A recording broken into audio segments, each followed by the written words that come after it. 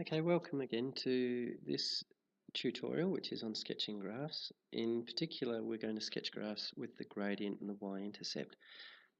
As you can see, we've already been given the equation to sketch, which is this one here.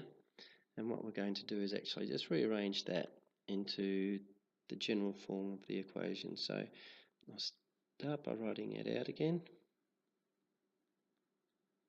And then I'll rearrange that so that I've got y on one side, and I'll bring my negative 4x, which is on the left side as a negative, so I'll bring that over to the right side, and of course we do that as bringing it over as a positive.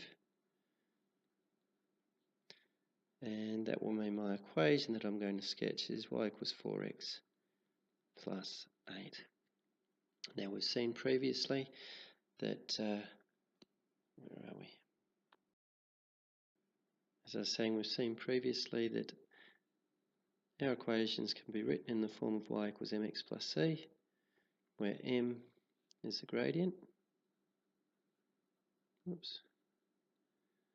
and c is the y-intercept.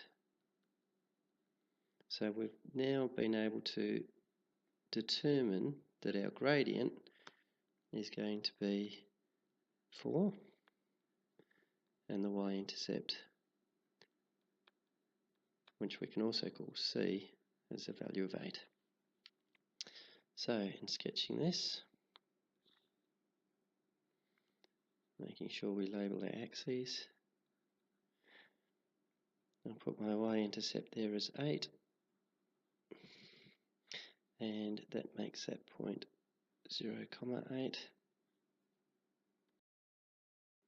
And what we can do, we've been shown that the gradient is 4, so that means for every 1 point we move to the right, we will move up 4 points on our graph. Okay, so it's a run of 1 will give us a rise of 4.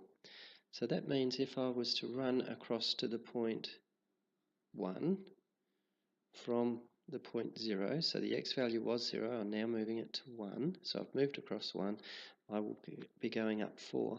So what was the point 0,8 now becomes the point 112.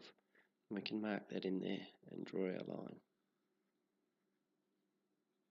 And that becomes our graph. And of course we label the line with our equation. Now, if you didn't quite understand how we obtain that point here, I'll just do an additional calculation to the right to show you an alternative way. So my general equation is this one, for this particular line at least. I've just found that. And I wanted to see what the value of y was if I shifted it, my x value from 0 over to 1. So I'll just make the x value 1, and that would mean my y value would have a corresponding value of 12. That is, when x is 1, y will equal 12. And that is what we've placed up here.